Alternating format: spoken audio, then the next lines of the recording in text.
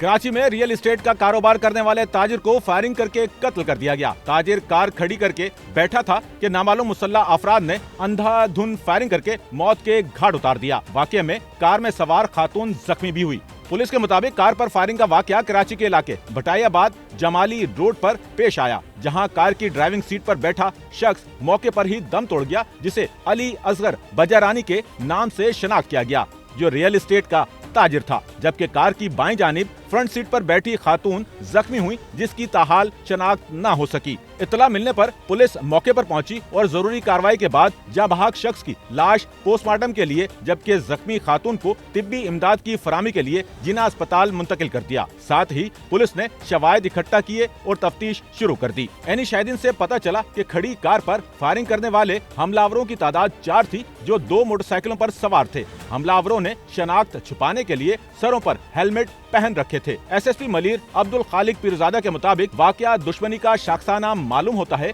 क्योंकि इससे कबल मकतूल अली असगर बजारानी के भाई को भी फायरिंग करके कत्ल किया जा चुका है। पुलिस की मुख्तलिफ पहलुओं से वाकये की तहकीक जारी है, जिससे जल्द वाकये की हकीकत का सुराग मिल जाएगा। कैमरामैन अमीन के साथ Nauman Rafiq, SNN Karachi. Sachal news network की वीडियोस में खुशामदीद। नाजरीन, वीडियो से मुतालिक अपनी कीमती राय का इजहार कमेंट बॉक्स में ज़रूर करें और चैनल को सब्सक्राइब करें।